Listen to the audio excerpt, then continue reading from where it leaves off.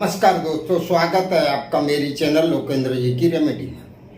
दोस्तों, आशा करता हूँ आप सुखी संपन्न और समृद्ध होंगे।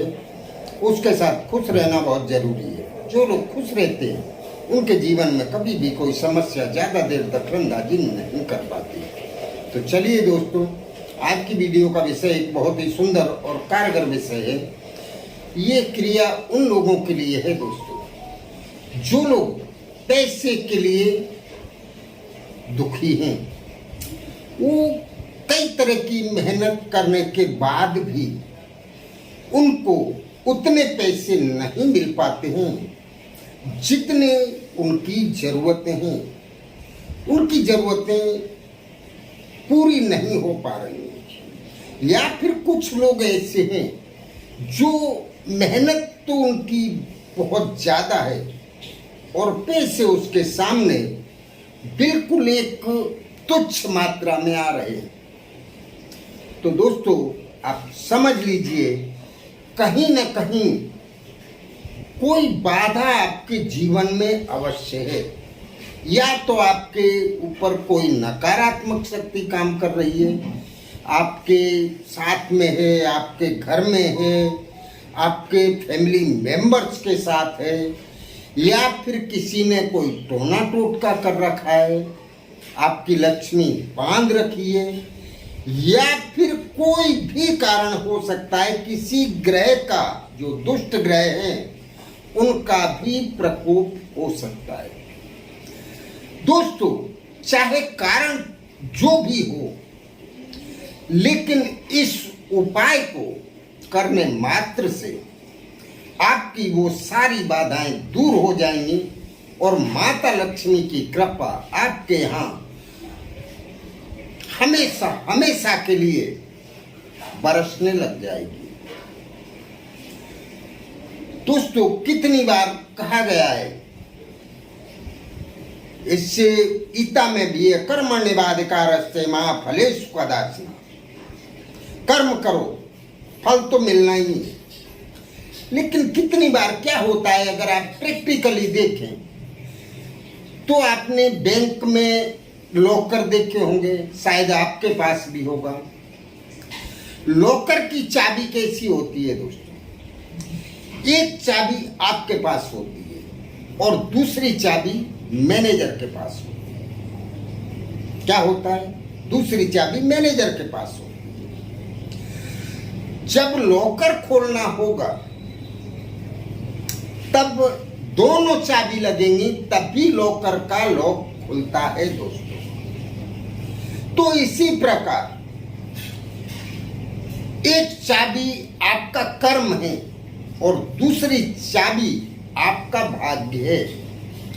आपके कर्म की चाबी आपके पास है और भाग्य की चाबी उस परम सत्ता के पास है, जिसको ईश्वर कहते हैं। जब तक दोनों चाबी नहीं मिलेंगी तब तक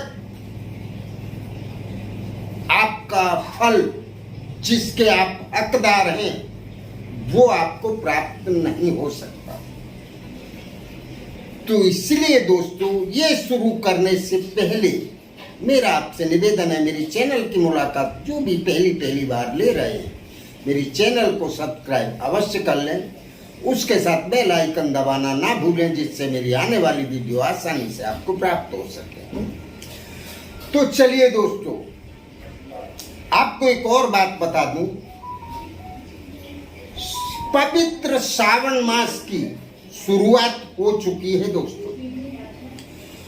और अगर आप पैसे की आवश्यकता है या माता लक्ष्मी को आप अपने घर में बुलाना चाहते हैं, तो आपको भगवान भोलेनाथ की सिर्फ सोमवार एक छोटी सी आराधना करना है। और भगवान भोलेनाथ एक ऐसे देव हैं कि जो प्रसन्न हो जाएं तो उनके लिए दुनिया में कुछ भी असंभव नहीं है। वो जो चाहे वो वरदान आपको दे सकते हैं। और भोलेनाथ का प्रसन्न होना बहुत ही सिंपल है। तो चलिए दोस्तों, आपको करना क्या है। अगर आप व्रत कर सकते हैं तो सबसे बेस्ट है सोमवार का। अगर आप व्रत नहीं कर सकते तो भी आपको सुबह सुबह नहा धो के स्वच्छ होके शिवालय में जाना है। और दोस्तों, अगर आप लक्ष्मी प्राप्ति के लिए अगर उपाय करना चाहते हैं तो आपको 11 बेली पत्र ले लेने हैं। बेली पत्र आवश्यक है क्योंकि शिव को सबसे ज्यादा प्रिय है। बेली पत्र में जो चीज आप लगा के चढ़ाएंगे, भगवान भोलेनाथ का फल उसी रूप में आपको मिलता है। तो अगर धन प्राप्ति की इच्छा से आप पूजा करना चाहते हैं तो आपको एक छोटी सी बाटी में थोड़ा सा घी ले लेना है और 11 बेली पत्र और कनेर के पीले फूल लेना है आपको। और आप शिवालय में जाइए स्वच्छ होके, 1 लोटा जल ले लें, उसमें थोड़ा सा दूध ऐड कर लें और अगर है आपके पास तो थोड़ा सा गंगा जल डालें और जाके आपको शिवलिंग के पास बैठ जाना है। और बैठ के आपको एक मंत्र बोलना है, भगवान भोलेनाथ का मंत्र। बहुत ही सिंपल है। या तो फिर मंत्र ना बोले तो भोलेनाथ के 12 ज्योतिर्लिंग हैं, तो 12 ज्योतिर्लिंग का आपको नाम बोलना है, जो आपको मोबाइल में सर्च करेंगे तो मिल जाए।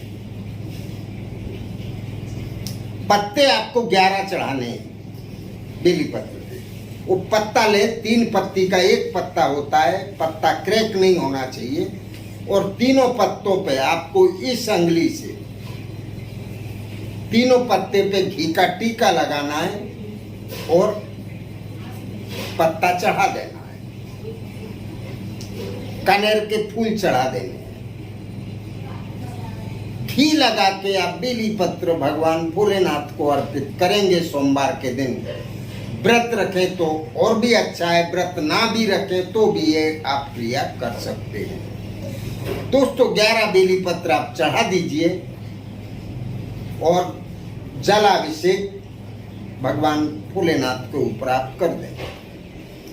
आपके घर में पैसे की कभी कमी नहीं होगी। सावन महीना के 4 सोमवार हैं, 4 सोमवार को आपको नियमित ये करना है। आपके यहाँ पैसे की कभी कमी नहीं रहेगी। और जिन लोगों के यहाँ शादी की समस्या है, शादी नहीं हो पा रही है, या फिर कहीं कोई मन मुटाव है, प्रेमी प्रेमिका है, उनके बीच में कोई दरार पड़ी हुई है, तो आपको भगवान भोलेनाथ के जल में दूध, स्वच्छ जल और गंगा जल मिला के उसमें 11 साबुत चावल के दाने डालें और उस जल को शिवलिंग के ऊपर चढ़ा दें। और चढ़ाने के बाद अपनी मनोकामना उनसे कहें कि उनकी शादी हो जाए, जो भी है वो आप मन ही मन उनको बोल दें, वो काम भी अवश्य हो जाएगा। तो चलिए दोस्तों, ये क्रिया बहुत ही पावरफुल है, करने के लायक है, करते रहिए। इसको करने या समझने में अगर आपको कहीं कोई असुविधा होती है तो पूछें अवश्य। नमस्कार दोस्तों।